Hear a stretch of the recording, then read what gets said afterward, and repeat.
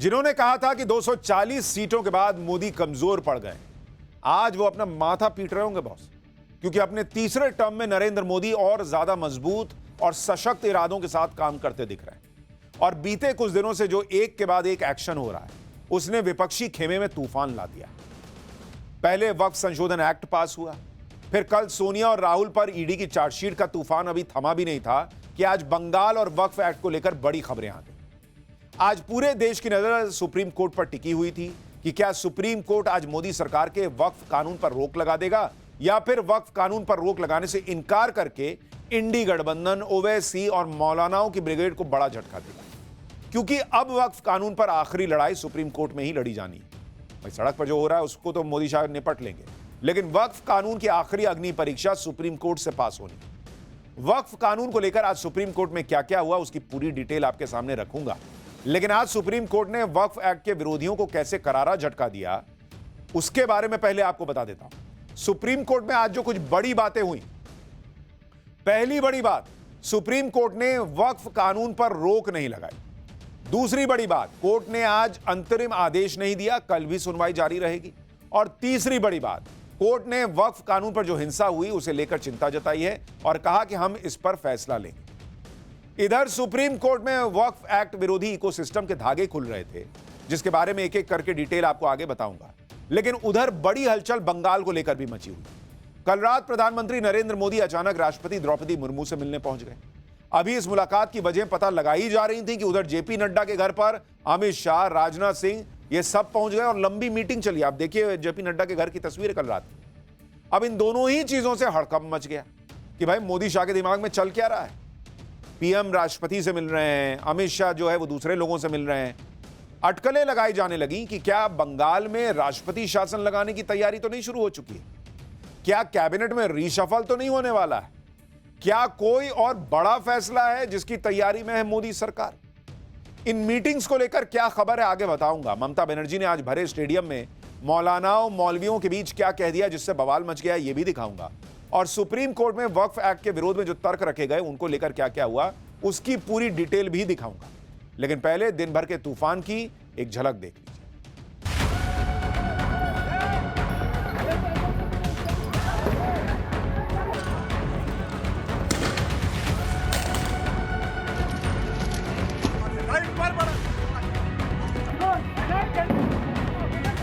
बंगाल में BJP polarisation करने चाहता है, जैसे हमारा गवर्नमेंट चला जाए और वो आने से आपको तो खाना भी बंद कर देगा। आज ईमानदारी से उसका उपयोग हुआ होता तो मेरे मुसलमान नौजवानों को साइकिल के पंक्चर बना करके जिंदगी नहीं गुजारनी पड़ती। जो कि बड़ो बड़ो बात कर रहा है, सबसे बड़ा भोगी है, सबसे बड़ा भोगी है, सबसे बड़ा भोगी है। अरे लातों के भूत बातों से कहां मानने वाले हैं, लेकिन सेकुलरिज्म के नाम पर इन लोगों ने दंगाइयों को दंगा करने की पूरी छूट दे रखी है।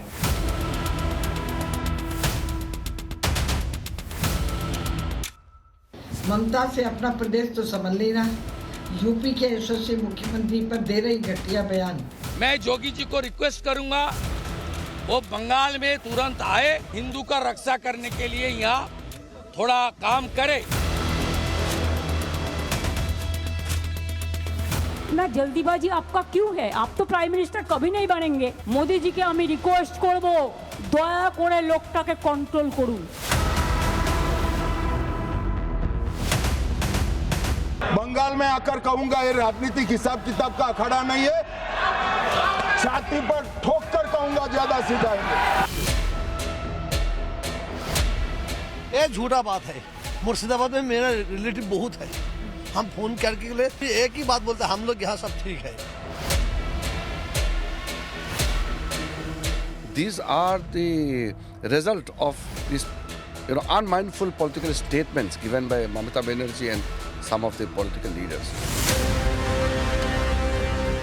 माँ दुर्गा की पूजा मनाने वाला बंगाल, दीदी ने उसको बर्बादी के कगार पर खड़ा कर दिया।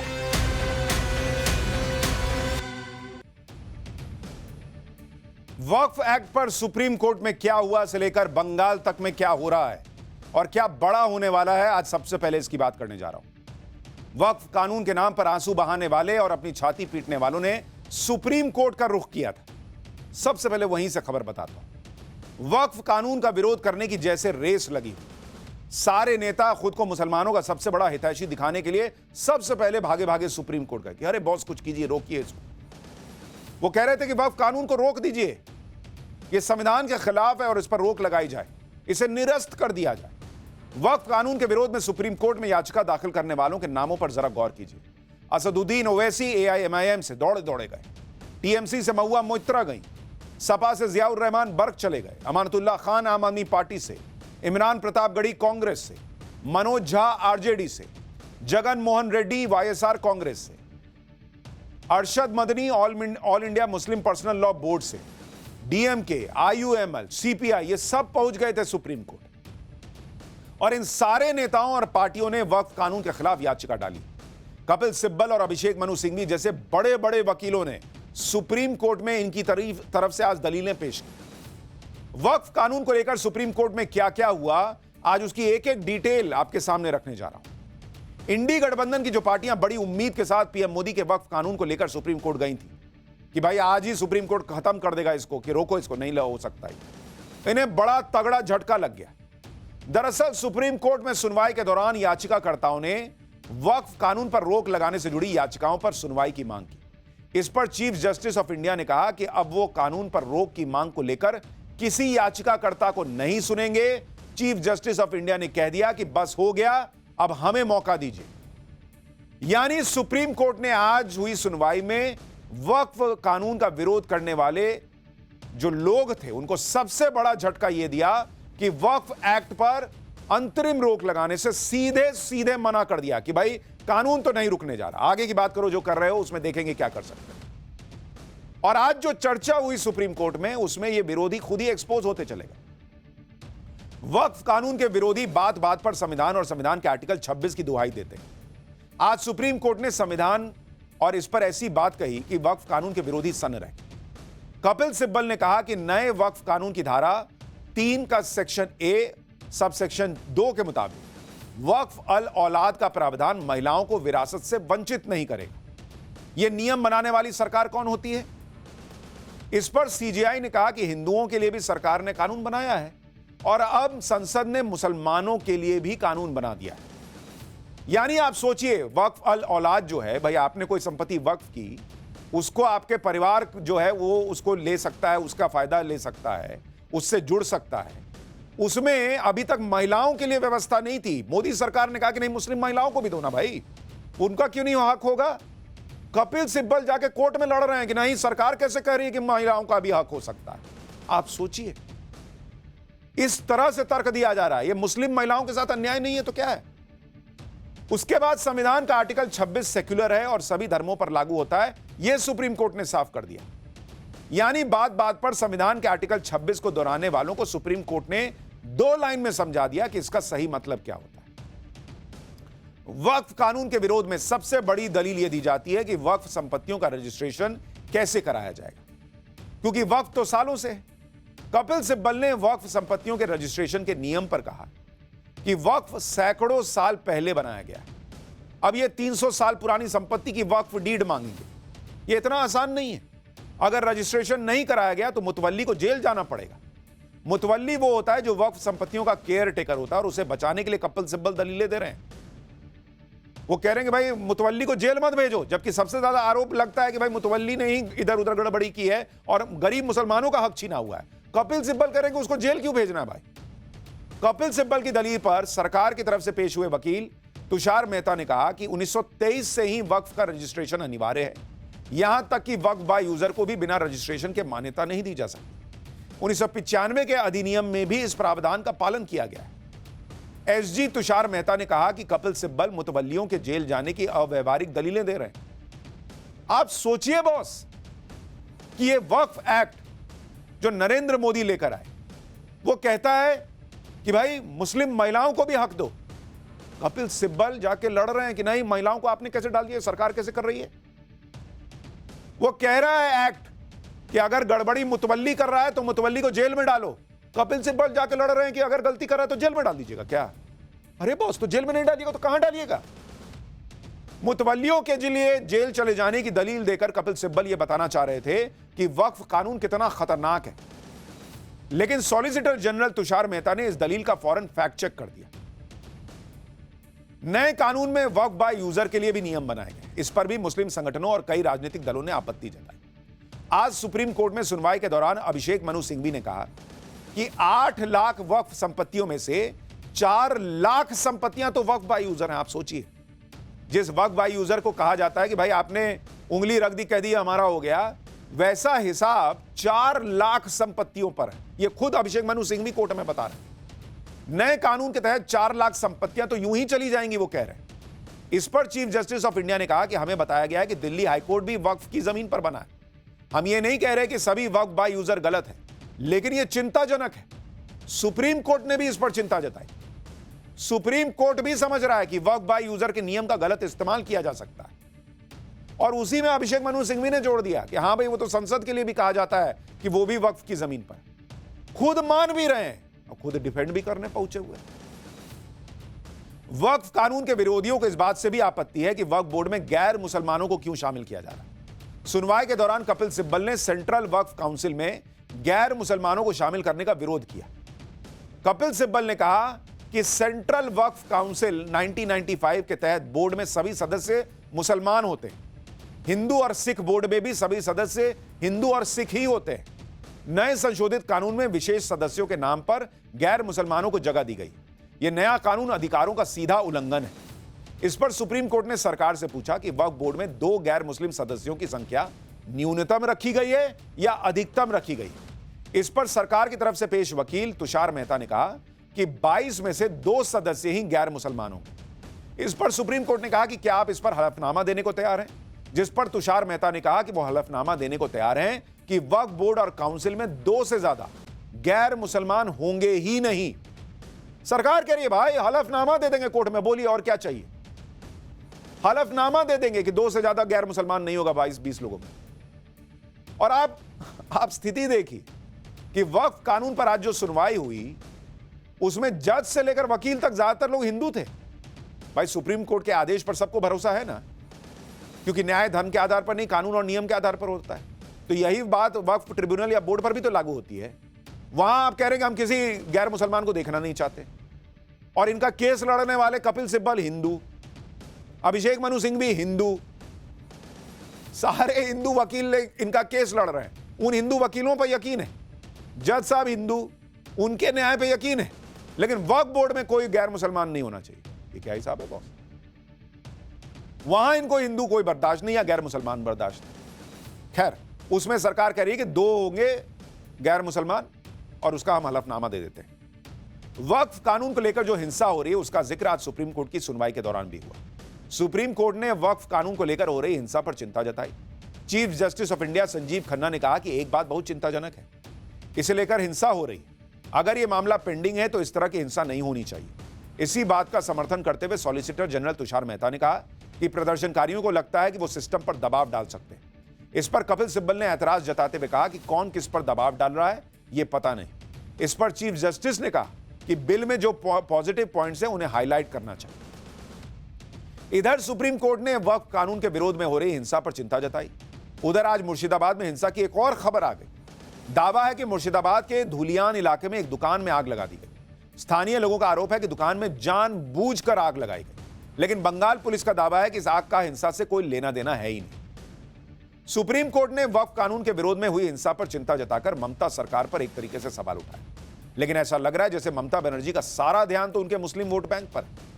वक्फ कानून को लेकर आज ममता बनर्जी ने कोलकाता के एक स्टेडियम में इमामों से मुलाकात की। जो ममता बनर्जी जिन हिंदुओं के घर जल गए, जो अपना घर छोड़कर भागे हुए हैं, उनसे मिलने नहीं जा पाई, उन ममता बनर्जी ने आज इमामों से मुलाकात की। पब्लिक पूछ रही है सोशल मीडिया पर कि मुर्शिदाबाद के हिंदुओं से कब मिलेंगी मैडम आप, जिन्हें बंगाल में घर छोड़कर भागना पड़ा है। ममता बनर्जी ने वक्फ कानून लागू न करने की बात कहकर मुसलमानों को तो भरोसा दे दिया, लेकिन वो हिंसा से पीड़ित उन हिंदुओं को भरोसा कब देंगी जो आज भी न्याय की उम्मीद में। आप ममता बनर्जी की कुछ पुरानी तस्वीरें देखिए। जब कोलकाता में डॉक्टर्स प्रोटेस्ट कर रहे थे तो ममता बनर्जी ने उनसे मुलाकात की। जब टीचर्स ने प्रोटेस्ट किया तो स्टेडियम में उनसे मिली। आज मुसलमान नाराज हो गए तो इमामों से मिल रही, लेकिन पीड़ित हिंदुओं से मिलने का टाइम ममता बनर्जी के पास नहीं आया है अभी तक। ममता बनर्जी के पास पीएम मोदी, अमित शाह और सीएम योगी पर निशाना साधने का पूरा टाइम है। कल रात जब यह खबर आई कि पीएम मोदी राष्ट्रपति से मिल रहे हैं और अमित शाह बीजेपी के बड़े बड़े नेताओं से मिल रहे हैं, तो आज ममता बनर्जी के कैंप में घबराहट दिखी और इसकी झलक आज ममता बनर्जी के बयानों में भी नजर आई। वक्फ कानून पर ममता बनर्जी ने कोलकाता में इमामों के साथ जो बैठक की, उसमें वो मोदी योगी शाह की जोड़ी पर खूब बरसी, जमकर अपनी भड़ास निकाली। मुख्यमंत्री ममता बनर्जी ने पीएम मोदी को चेतावनी देते हुए कहा कि दिल्ली में 1 साल में उनकी सरकार गिर जाएगी। सीएम ममता ने अमित शाह के लिए कहा कि प्रधानमंत्री अमित शाह को कंट्रोल करें, शाह कभी प्रधानमंत्री नहीं बन पाएंगे। सीएम ममता ने योगी आदित्यनाथ के लिए कहा कि वो योगी नहीं भोगी हैं, बड़ी बड़ी बातें करते हैं। ममता बनर्जी की घबराहट को इस बात से भी समझा जा सकता है कि ममता बनर्जी को अब इंडी गठबंधन की याद आ गई। वो वक्फ कानून पर इंडी गठबंधन को साथ आने के लिए कह रही हैं, जो ममता बनर्जी बंगाल में कहती थी कि भाई यहां किसी कांग्रेस की और लेफ्ट की जरूरत नहीं है हमको। वो आज इंडी गठबंधन याद कर रही हैं और इसी से पब्लिक कह रही है कि ये घबराहट का, राजनीतिक घबराहट का नतीजा है। उनको लग रहा है कहीं राष्ट्रपति शासन ना लग जाए, कहीं वहां पॉलिटिकल नुकसान ना हो जाए, कहीं सत्ता ना चली जाए। ममता बनर्जी के निशाने पर सबसे ज्यादा गृह मंत्री अमित शाह रहे। ममता बनर्जी ने आज मुर्शिदाबाद हिंसा का पूरा ठीकरा अमित शाह, बीएसएफ और गृह मंत्रालय की एजेंसीज पर फोड़ दिया। इसकी डिटेल आगे बताऊंगा, लेकिन पहले सुनिए ममता बनर्जी ने आज कैसे अमित शाह के साथ अपना सियासी स्कोर बराबर करने की कोशिश की। ममता ने कहा कि अमित शाह इतनी जल्दबाजी में क्यों है, वो कभी प्रधानमंत्री नहीं बनने वाले। बहुत रुपया है, पूरा हिंदुस्तान में जितना नेटवर्क है सब बंगाल मक्का खिलाफ में लिखता है। जितना भी आईटी सेक्टर है उसका, वो सब अमित शाह का कंपनी ज्यादा है। ये आप लोग को ध्यान होना चाहिए, उसका इसका साथ बराबर संपर्क है। इतना जल्दीबाजी आपका क्यों है? आप तो प्राइम मिनिस्टर कभी नहीं बनेंगे। मोदी जी चला जाने के बाद आप क्या करेंगे? मोदी जी के আমি রিকোয়েস্ট করব, দয়া করে লোকটাকে কন্ট্রোল করুন। ममता बनर्जी अमित शाह को टारगेट कर रही हैं, शायद इसलिए क्योंकि अमित शाह ने संसद में खड़े होकर कह दिया था कि भाई बंगाल में सीटें बढ़ेंगी, ताल ठोक कर कह रहा हूं, वहां चुनावी तौर पर देख लेंगे क्या होगा क्या नहीं। ममता बनर्जी करेंगे अमित शाह कभी प्रधानमंत्री नहीं बनने वाले और मोदी चले गए तो फिर अमित शाह का क्या होगा। अमित शाह के बाद ममता बनर्जी के निशाने पर यूपी के मुख्यमंत्री योगी आदित्यनाथ आ गए। ममता बनर्जी ने यूपी के सीएम योगी आदित्यनाथ पर भी पलटवार किया। दरअसल सीएम योगी ने कल कहा था कि दंगाइयों को डंडे की भाषा समझ आती है। इस पर ममता ने कहा कि योगी ने सभी को डरा के रखा हुआ है, सीएम योगी के राज में कोई रैली नहीं कर सकता। सुनिए उन्होंने मुख्यमंत्री योगी आदित्यनाथ को लेकर क्या कहा। दंगाइयों का उपचार ही डंडा है, बिना डंडे के मानेंगे नहीं। आप देख रहे होंगे बंगाल जल रहा है, वहां की मुख्यमंत्री चुप है, दंगाइयों को शांति दूत कहती है। अरे लातों के भूत बातों से कहां मानने वाले हैं। लेकिन सेकुलरिज्म के नाम पर इन लोगों ने दंगाइयों को दंगा करने की पूरी छूट दे रखी है। पूरा मुर्शिदाबाद पिछले 1 सप्ताह से चल रहा है, सरकार मौन है। बड़ा बड़ा बात करते हो, कितने एनकाउंटर में मैं मारा, एक भी में रैली किसी को नहीं करने देते, एक भी मिছিল नहीं करने देते, लोगों को डर दिखा के रख दिया। लोगों ने एक रैली भी नहीं कर सकता है। अरे बांग्लाয় तो फ्रीडम আছে, সিপিএম র‍্যালি করে, সিপিআই করে, আলট্রালেফটরাও কখনো কখনো করে, এসইউসিও করে, কংগ্রেসও করে, আর বিজেপি তো পারমিশনের প্রয়োজন নেই। योगी आदित्यनाथ ने लात के भूत जो हैं उनका इलाज कहा कि वो भाई लात के भूत बात से नहीं मानते। ममता बनर्जी को बुरा लग गया, वो कह रही है कि भाई वहां यूपी में कोई स्वतंत्रता नहीं है, यहां तो सब रैली कर सकते हैं। बंगाल में शोभा यात्रा निकालने के लिए हाईकोर्ट से परमिशन लेनी पड़ी थी, भूल गए क्या लोग। हिंसा और उपद्रवियों से निपटने के लिए सीएम योगी का मॉडल पूरे देश में चर्चित है। खुद सीएम योगी कानून व्यवस्था के मुद्दे पर बेहद सख्त रहते हैं। सीएम योगी ने कहा कि जो लोग शरीयत को संविधान से ऊपर रखते हैं ना, उन लोगों को ऐसे देश में चले जाना चाहिए जहां शरीयत लागू। सुनिए एक बार उनको, फिर बताता हूं कैसे बंगाल में पब्लिक योगी मॉडल की डिमांड कर रही है, योगी आदित्यनाथ को बुला रही है। कुछ लोग कह रहे हैं कि उनके लिए संविधान से बढ़कर के शरीयत है, तो मैं भी उनसे कहना चाहता हूं कि भारत तो बाबा साहब के द्वारा बनाए गए संविधान से चलेगा। जहां शरीयत का कानून लागू होता है उनको वहां जाना चाहिए। ममता बनर्जी ने सीएम योगी पर बयानबाजी करके योगी मॉडल की चर्चा तेज कर दी।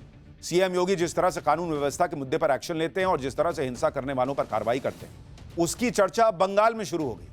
बीजेपी के नेता शुभेंदु अधिकारी ने सीएम योगी से बंगाल आकर हिंदुओं का हौसला बढ़ाने की अपील कर दी। मैं योगी जी को रिक्वेस्ट करूंगा वो बंगाल में तुरंत आए और लगातार उन्होंने हिंदू का रक्षा करने के लिए यहाँ थोड़ा काम करे। योगी जी का भी बंगाल में जरूरत है और किस तरीके से उन्होंने यूपी में दंगाई को सबक सिखा रहा है, वो बंगाल का हिंदू जनता को आकर बोल के थोड़ा हौसला बुलंद होना चाहिए। जनता भी अब दंगाइयों के इलाज के लिए योगी मॉडल की बात कर रही है। लोग कह रहे हैं कि बंगाल जैसी हिंसा यूपी में होती तो अब तक योगी सरकार ने दंगाइयों का ट्रीटमेंट कर दिया होता। बंगाल में जो हालात हैं उससे निपटने के लिए योगी आदित्यनाथ जैसे मुख्यमंत्री की जरूरत है। सुनिए बंगाल की पब्लिक क्या कह रही है। देखिए, योगी जी ने जो बात कहा है ना, लातों के भूत बातों से नहीं मानते, एकदम वैसा होना चाहिए। मुर्शिदाबाद, बंगाल में, मालदा में जिस तरह से हिंदुओं को चिन्हित करके उनको घरों को, उनको दुकानों को तोड़ा जा रहा है, आगजनी किया जा रहा है, क्या पश्चिम बंगाल के मुख्यमंत्री उसको कम करने के लिए मतलब नहीं, अत्याचार किया जा रहा है, हिंदुओं को घर से मार मार के भगाया जा रहा है। बिल्कुल यहाँ पर उत्तर प्रदेश की तरह योगी जैसा सरकार की यहाँ जरूरत है। बाबा को ही है कि जो अपराध कर रहा है सजा उसी को होगी, दंड उसी को मिलेगा। और जहाँ तक रही बात यहाँ की पुलिस लगती नहीं कि कुछ करने वाली है। अगर यही योगी जी के राज में होता तो कब के इन लोगों पर कार्रवाई होती। यानी ममता बनर्जी बंगाल में घिरती जा रही हैं और अब ममता बनर्जी को इंडी गठबंधन की याद आ रही है। लोकसभा चुनाव के दौरान ममता बनर्जी भी इंडी गठबंधन में शामिल थी, लेकिन बंगाल में ममता ने किसी को भाव नहीं दिया। लेकिन अब जब वो खुद घिरती जा रही हैं तो उन्हें इंडी गठबंधन की याद आ रही है। अब ममता बनर्जी कह रही हैं कि सभी को मिलकर लड़ना होगा। सुनिए एक बार। इंडिया टीम की अपील करबो, let us be united, let us fight together boldly. This is not an individual matter. It will affect each and everybody. Mamata Banerjee को इंडी गठबंधन की याद आना यह अपने आप में बड़ा सियासी संकेत है कि ममता बनर्जी को अपनी जमीन खिसकती दिख रही है। बंगाल में योगी हो रहा है और यह बात ममता बनर्जी को शायद चुभ रही हो, क्योंकि मुर्शिदाबाद हिंसा पर ममता बनर्जी की सरकार से सवाल हो रहे हैं कि वो हिंसा को रोकने में नाकाम क्यों रही। इस सवाल का जवाब देने की बजाय ममता बनर्जी आज नई थ्योरी लेकर आ गई। ममता बनर्जी ने मुर्शिदाबाद हिंसा का ठीकरा बीजेपी, बॉर्डर सिक्योरिटी फोर्स यानी बीएसएफ और अमित शाह पे फोड़ दिया। भाई ममता बनर्जी ने कह दिया कि यह बीजेपी की साजिश है, गृह मंत्रालय और केंद्रीय एजेंसियों की साजिश है। बीएसएफ ने लोकल यूथ को 5,000 रुपए देकर पत्थरबाजी कराई। बीएसएफ और केंद्रीय एजेंसीज ने बांग्लादेश से अवैध घुसपैठ होने दी ताकि हिंसा करवाई जा सके।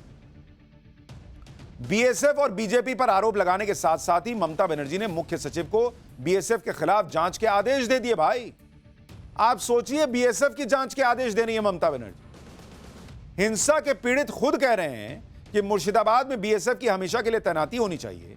उसी बीएसएफ को ममता बनर्जी हिंसा का दोषी बता रही हैं कि बांग्लादेश से लोगों को लाके यहां पे अटैक करवा दिया या वहां पे लोकल यूथ को पैसा देकर अटैक करा दिया। अरे भाई, तो आपकी पुलिस रोकी क्यों नहीं? मान लीजिए कोई ले आया, ABCD कोई ले आया, आपने क्यों नहीं रोका? और अगर बांग्लादेश से लोग आ रहे हैं और उन्होंने हमला किया है तो आप मौलानाओं और मौलवियों से क्यों कह रही हैं हाथ जोड़ के कि भाई आप जो है वो शांति बना के रखिए? उनसे फिर क्यों कह रही हैं? फिर बीएसएफ से सीधा आर पार की लड़ाई लड़िए। ममता बनर्जी की बातों में बहुत सारा विरोधाभास है। हम एक एक करके बताते हैं कि कैसे ममता बनर्जी जो बीजेपी बीएसएफ की जुगलबंदी की थ्योरी बेच रही हैं उसमें बहुत बड़े बड़े छेद हैं। सबसे पहले तो ममता बनर्जी और बंगाल पुलिस के दावों में जमीन आसमान का फर्क। ममता बनर्जी बीजेपी बीएसएफ अमित शाह का नाम ले रही हैं, उधर खबरें आ चुकी हैं कि बंगाल पुलिस को इस हिंसा के पीछे एसडीपीआई के हाथ होने का शक है। बांग्लादेश के कट्टरपंथी संगठनों के भी इस हिंसा में शामिल होने की आशंका है। लेकिन ममता बनर्जी ने सारा टीकरा बीजेपी पे फोड़कर एक लाइन से सबको क्लीन चिट दे दी। ममता बनर्जी की इस क्लीन चिट ने बंगाल पुलिस की ही क्षमता पर सवाल उठा दिया, क्योंकि ममता बनर्जी का दावा कि हिंसा पूर्व नियोजित है, बीजेपी ने हिंसा करवाई। फिर यह सवाल उठेगा कि बंगाल पुलिस कर क्या रही थी, उसका इंटेलिजेंस सिस्टम कहां था, वो भी तब जब बंगाल के मुर्शिदाबाद में हिंसा एकदम से नहीं भड़की थी। हिंसा की पहली घटना 8 अप्रैल को हुई, जिसमें बंगाल पुलिस पर हमला हुआ। फिर 11 और 12 तारीख को हिंसा भड़की, तो बंगाल पुलिस पूर्व नियोजित हिंसा को रोक क्यों नहीं पाई भाई? यानी ममता बनर्जी ने हिंसा का ठीकरा बीजेपी पर फोड़कर अपनी ही पुलिस की जांच और क्षमता पर सवाल उठा दिया। और बंगाल में गृह मंत्रालय भी ममता बनर्जी के अंडर ही आता है, तो फिर तो सवाल सीधे सीधे ममता बनर्जी के नेतृत्व पर उठ रहा है। ममता बनर्जी को यह भी बताना चाहिए कि अगर बंगाल में वक्फ के विरोध में हिंसा के पीछे बीजेपी है, तो फिर दक्षिण 24 परगना में इंडियन सेक्युलर फ्रंट के लोगों ने कैसे हिंसा और तोड़फोड़ की? हमने आपको हिंसा के वीडियो दिखाए थे, जिसमें आईएसएफ से जुड़े लोग पुलिस की वैन पर पथराव कर रहे थे और अंदर पुलिसकर्मी अपनी जान बचाने के लिए छिप रहे थे। अब क्या ममता बनर्जी ये कहेंगी कि आईएसएफ भी बीजेपी के इशारे पर काम करती? और बांग्लादेश से मुसलमान आकर बीजेपी के कहने पर हमला कर दे रहे हैं, और वहां का लोकल मुसलमान जो है वो बीजेपी के कहने पर हमला कर दे रहा है। वोट नहीं देता है, लेकिन पैसा लेके पत्थर चला देता है बीजेपी के कहने पे। गजब का हिसाब है भाई। किस लेवल पर ये लोग जाएंगे भाई पत्थरबाजों को बचाने के लिए? ममता बनर्जी ने आज मुर्शिदाबाद हिंसा पर जो कहा, उसमें इतना विरोधाभास भरा है कि क्या ही कहूं। कुछ और उदाहरण देता हूं। ममता बनर्जी ने कहा कि बीजेपी रामनवमी पर भी हिंसा की साजिश कर रही थी, जो फेल हो गई। लेकिन वो ये नहीं बता पाई कि मुर्शिदाबाद में वो हिंसा क्यों नहीं रोक पाई। भाई अगर आपने वो साजिश फेल की तो इसको भी कर देते। ममता बनर्जी ने पहले कहा कि मुस्लिम आहत है, उनका दिल दुखा है, वो मुसलमानों से शांति की अपील कर रही थी, क्योंकि ममता बनर्जी को कहीं ना कहीं हिंसा की आशंका रही होगी। लेकिन आप कह रही हैं कि बीजेपी ने यह सब करवा दिया, तो फिर मुसलमानों से क्यों शांति की अपील कर रही थी? ममता बनर्जी कह रही हैं कि वो हिंदू मुस्लिम एकता में विश्वास रखती हैं, तो फिर सिर्फ इमामों से मुलाकात क्यों की, हिंदुओं से भी कर लेती। ममता बनर्जी ने आज कोलकाता में लंबा चौड़ा भाषण तो दे दिया, लेकिन मुर्शिदाबाद के हिंदुओं को इंसाफ कैसे मिलेगा इसकी बात नहीं बोली। हां, यह जरूरी है कि ममता बनर्जी ने हिंसा के मारे गए पीड़ितों की जान की कीमत जरूर लगा दी। ममता बनर्जी ने ऐलान किया कि मृतकों के परिवार को 10 लाख रुपए दिए जाएंगे, जिनका घर जला है उनके सरकारी आवास दिया जाएगा, जिनकी दुकानें टूटी हैं उनको मुआवजा दिया जाएगा। यानी जो पत्थर चला रहे हैं उनसे जुड़े हुए लोगों से, मौलाना मौलवियों से आप कह रही हैं कि भाई उनको समझाइए, उनको रोकिए, और दूसरी तरफ जो हिंदू बेचारे वहां पर पीड़ित हैं उनको आपने कहा कि ये जो मर गया 10 लाख उसको दे दो, उसका जिसका घर जल गया उसको घर दे दो। फिर क्यों दे रही हैं? जब ये सब बीजेपी ने कराया, आप क्यों दे रही हैं? सोचिए, जिन हिंदुओं को पलायन के बाद भी ममता सरकार राहत कैंप में बेसिक सहूलियत नहीं दे पा रही, उन्हें पानी, खाने, दवाई और रहने का इंतजाम नहीं दे पा रही, उन्हें अब नया घर और मुआवजा का सपना बेचा गया। उन पीड़ित हिंदुओं को नए घर और मुआवजे से ज्यादा सुरक्षा के भरोसे की जरूरत है मैडम। घर तो वो अपना छोड़कर आ रहे हैं, लेकिन ये मामला चल रहा है बंगाल। पाठशाला में अब अगली क्लास। ईडी की चार्जशीट में नाम आया सोनिया राहुल के लिए कांग्रेस ने देश भर में गजब गदर मचाया। नव भारत के कैमरे पर आया नेशनल हेराल्ड मामले का गवाह। कौन कौन से राज खोल दिए, अब इसका चर्चा।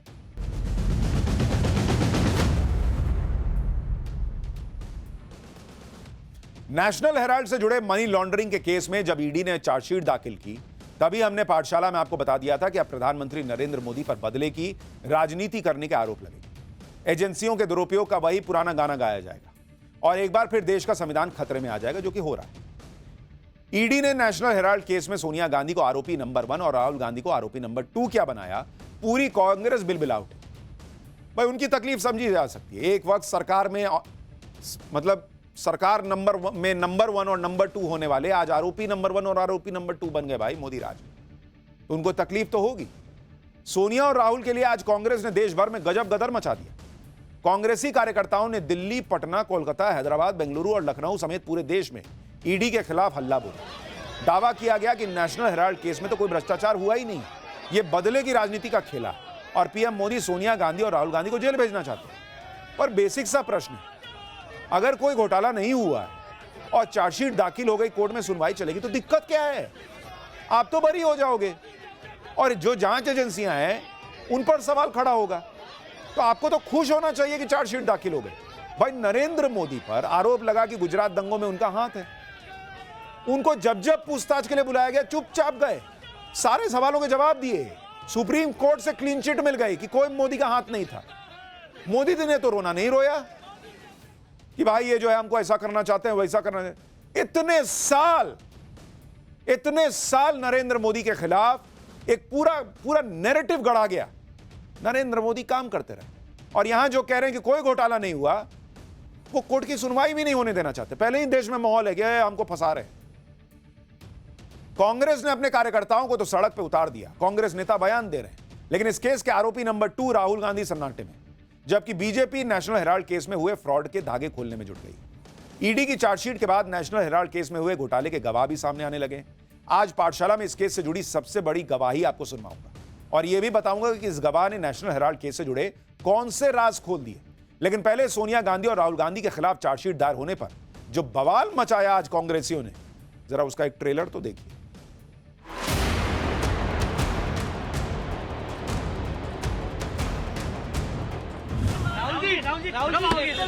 क्या कहेंगे राहुल जी? फाइल हुई है। कार्यकर्ता को लगता है कि ये एक प्रतिशोध की राजनीति है, गंदी घिनौनी राजनीति है।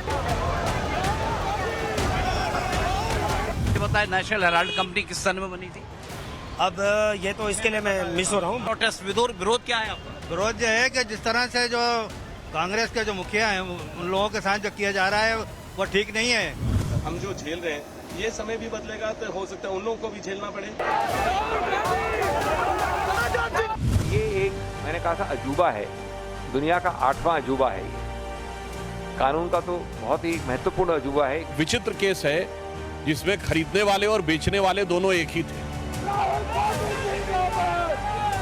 कांग्रेस ने ईडी बनाई थी और आज ईडी की वजह से ही उन्हें भी परेशानी का सामना करना पड़ रहा है। नरेंद्र मोदी जी की सरकार है, कानून को अपना काम करने देगी और कानून काम करेगा। आज ईडी की कार्रवाई के खिलाफ माहौल बनाने के लिए कांग्रेस ने देश भर में कई जगहों पर प्रदर्शन किया, लेकिन इस प्रदर्शन का सबसे ज्यादा असर राजधानी दिल्ली में दिखा। दिल्ली में कांग्रेस के कार्यकर्ता 24 अकबर रोड पर कांग्रेस मुख्यालय के बाहर इकट्ठा हो गए। प्रदर्शन कर रहे कांग्रेसी कार्यकर्ताओं की प्लानिंग ईडी दफ्तर के घेराव की, लेकिन पुलिस ने बवाल की आशंका को देखते हुए पहले ही कांग्रेस मुख्यालय के आसपास बैरिकेडिंग कर दी थी। प्रदर्शन कर रहे लोगों ने बैरिकेडिंग तोड़कर आगे बढ़ने की कोशिश की। इस दौरान काफी देर तक कांग्रेसी कार्यकर्ताओं और पुलिस के बीच धक्का मुक्की होती रही, लेकिन कांग्रेसी कार्यकर्ता ईडी दफ्तर की तरफ नहीं बढ़ पाए। इसके बाद उन्होंने वहीं ईडी और मोदी सरकार के खिलाफ नारेबाजी शुरू कर दी। बवाल बढ़ता देख पुलिस ने प्रदर्शनकारियों को हिरासत में लिया।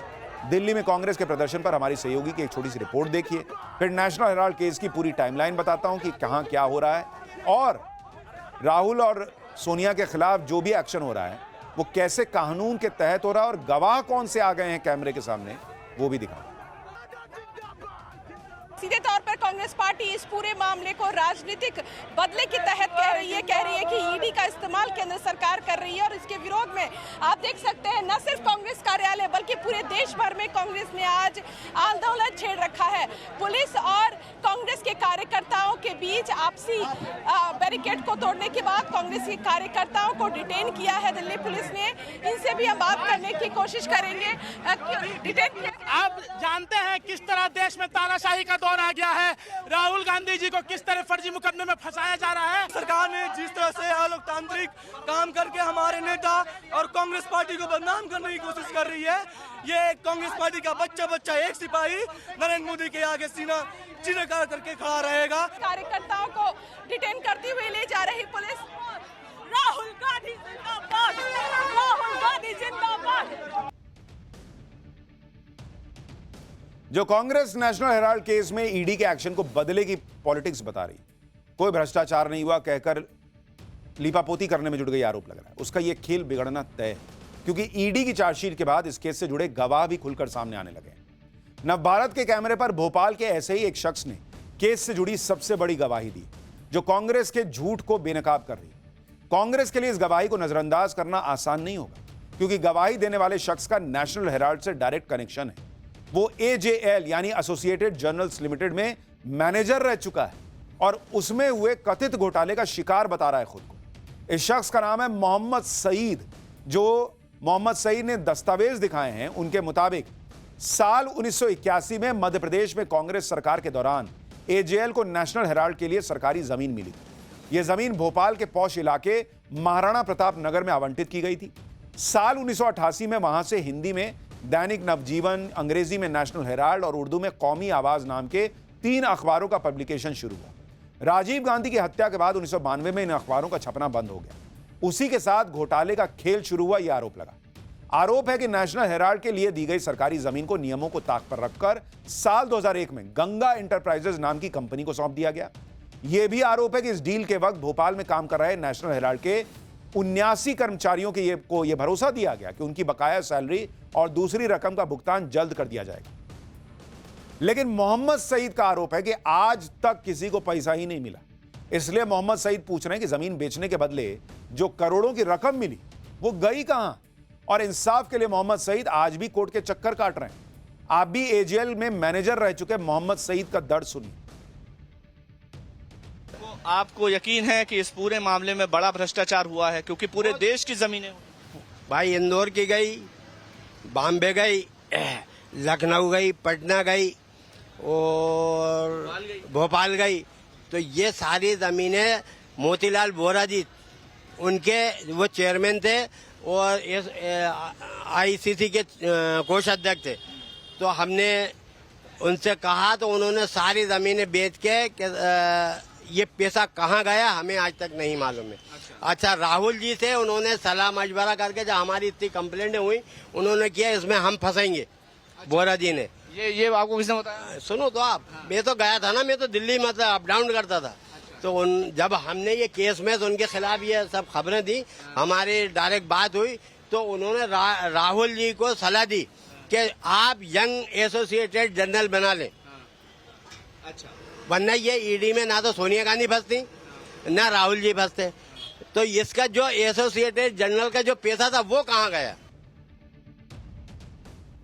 बताइए, जो लोग एजेएल से जुड़े रहे हैं वही पूछ रहे हैं कि पैसा कहां गया।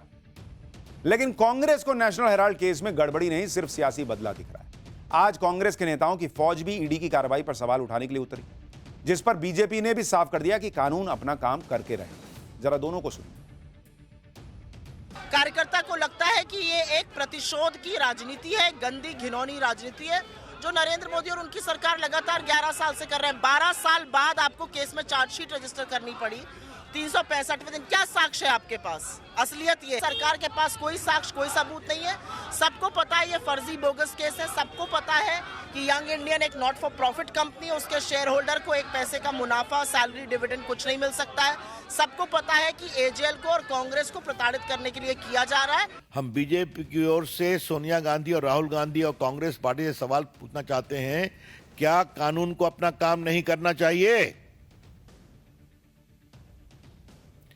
क्या हजारों करोड़ की संपत्ति पर अगर आपने गलत तरीके से, गैर कानूनी तरीके से षड्यंत्र करके कब्जा कर लिया तो क्या इस पर चुप रहना चाहिए? यही तो बड़े सवाल है। नरेंद्र मोदी जी की सरकार है, कानून को अपना काम करने देगी और कानून काम करेगा। पर मुझे तो एक बात ही नहीं समझ में आ रही। कांग्रेस का हर नेता कह रहा है कि इस पूरे मामले में गांधी परिवार के खिलाफ ढेले भर का सबूत नहीं है, ईडी के पास कोई साक्ष्य नहीं है। अरे भाई, कोई साक्ष्य नहीं है तो कोर्ट में केस चलने दीजिए ना, ये तो और अच्छी बात है। वहां ईडी की छीछालेदर हो जाएगी, फिर आप सरकार से सवाल पूछिएगा कि क्या जांच कराए आप। कोई सबूत नहीं है, लेकिन कोर्ट में केस भी नहीं। अरे भाई, चार्जशीट कैसे दाखिल कर दी? खुद कह रही हैं कि 12 साल बाद चार्जशीट हुई। अरे भाई, जिसको पॉलिटिकल वेंडेटा करना रहेगा वो 12 साल चार्जशीट का इंतजार करेगा। गांधी परिवार पर ईडी के एक्शन से कांग्रेस कार्यकर्ता भी सदमे में नहीं, कांग्रेस कार्यकर्ता ही सदमे में नहीं है। जेल जाने के डर से गांधी परिवार की बेचैनी भी दिखने लगी, क्योंकि सोनिया और राहुल गांधी पर ईडी का एक्शन ऐसे वक्त में हुआ जब प्रियंका वाड्रा के पति रॉबर्ट वाड्रा पर भी ईडी का शिकंजा कसता नजर आ रहा। ईडी ने लगातार दूसरे दिन रॉबर्ट वाड्रा से साल 2008 में हरियाणा में हुई लैंड डील पर पूछताछ की। पहले दिन तो पूछताछ के लिए रॉबर्ट वाड्रा अकेले ईडी दफ्तर पहुंचे, लेकिन जब शिकंजा कसता दिखा तो आज पूछताछ के दूसरे दिन प्रियंका वाड्रा भी उनके साथ ईडी दफ्तर पहुंचे। लगता है पहले दिन की पूछताछ में रॉबर्ट वाड्रा को लगा होगा कि अब बचना शायद मुश्किल है या कुछ और वजह रही होगी, लेकिन अब वो बदला लेने की धमकी वाली भाषा बोलने लगे।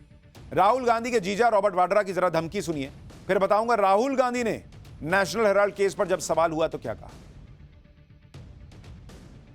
टारगेट हैं हम जरूर, पर सॉफ्ट टारगेट नहीं है, हम हार्ड टारगेट है और हार्डर बनते रहेंगे। देखिए, मेरा ये सोच है कि समय बदलता रहता है, हमेशा समय बदलता रहता है। क्यों जो हमारे ऊपर बीत रही है, या मतलब कि अगर हम जो झेल रहे हैं, ये समय भी बदलेगा तो हो सकता है उन लोगों को भी झेलना पड़े, तो समय समय की बात है। भाई, एक तरफ कांग्रेस कह रही है कि नेशनल हेराल्ड केस में कोई घोटाला ही नहीं है, सोनिया गांधी और राहुल गांधी को फंसाया जा रहा है, तो फिर उम्मीद ये थी कि राहुल गांधी खुलकर सामने आएंगे, मजबूती से अपना पक्ष रखेंगे। लेकिन राहुल गांधी तो सन्नाटे में चले गए। नेशनल हेराल्ड केस में जब राहुल गांधी से पूछा गया कि उनके खिलाफ चार्जशीट दाखिल हो गई है, तो अब तो कुछ बोल दो, तो राहुल गांधी का रिएक्शन क्या था, देखिए जरा। राहुल जी हेराल्ड पे क्या कहेंगे? राहुल जी फाइल हुई है।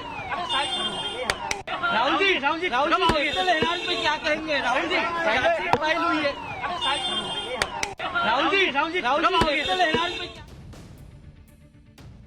राहुल गांधी जो हर विषय पर बोलते हैं, आज उन्होंने ईडी की चार्जशीट पे कुछ बोला ही नहीं।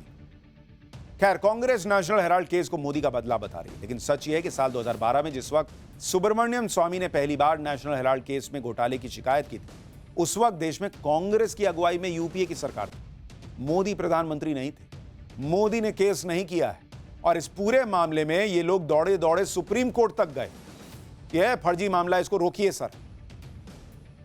सुप्रीम कोर्ट ने भी जांच नहीं रोकी थी और कह रहे हैं कि कोई साक्ष्य नहीं। बहुत अच्छी बात है, साक्ष्य नहीं है, केस खत्म हो जाएगा।